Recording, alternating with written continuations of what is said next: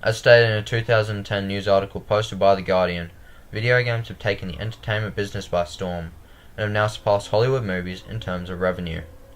This fact is concerning to many members of the public, with the idea that video games are bad for society still being a common viewpoint. But are they really bad for us? Are the concerns that they create violent and antisocial behavior legitimate? Or is it just another moral panic society has created and built upon, based on their fear of the unknown? A common misconception about video games is that they create an antisocial environment because they isolate people from normal social interactions.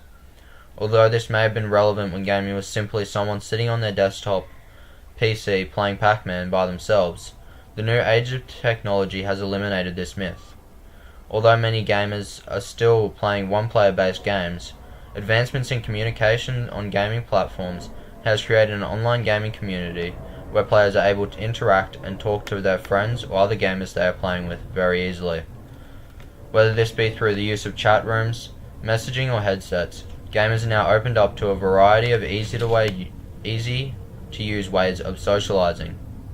As stated by Jay Brand from Bond University, Australia, although the majority of games are still played in isolation, 70% of people who play video games have identified with enjoying playing games with other people. Whether this be a competitive match between friends in the same living room or a game played online with someone they don't know.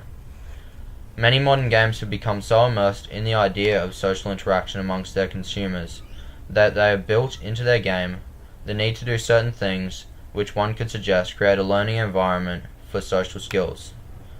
A study conducted by members of Radboud University Nijmegen, located in the Netherlands, used the example of World of Warcraft, a multiplayer fantasy game set in a large virtual world which hosts over 12 million players. They used the example of in-game functions such as whom the gamer should trust, whom they shouldn't trust, and how they can use their companion skills to best lead their group. This creates social interactions amongst gamers and opens up the opportunity for discussions and debates. The social context of these actions provides the opportunity for gamers to learn social skills and dismisses the idea that gaming has to be antisocial. Many people who are under the belief that video games create antisocial behavior most likely have been exposed to negative media on the topic. Because the positive social effects of gaming are less commonly broadcasted, those who haven't further investigated the topic would be more easily swayed by the media effects logic of, because the news shows a gamer in a room by himself, that all gaming must be done in this similar fashion.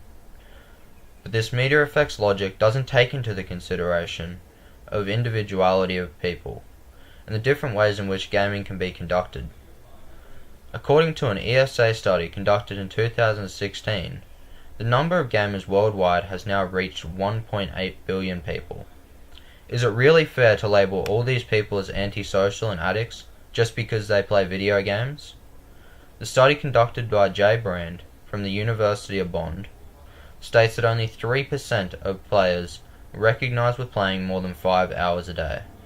This means that most gamers spend only a few hours a day on their consoles, and this leads to the conclusion that the illusion of gamers spending all day on their consoles and not participating in social activities is nothing more than a myth. It is clear after assessing the statistics on gamers that the broad stereotypes placed upon them are strongly based on opinion and media persuasion and have minimal facts to back them up. Modern video games possess the many social factors and provide people with a unique way to socialize, and the concerns that games are making people antisocial seems to be nothing more than just another moral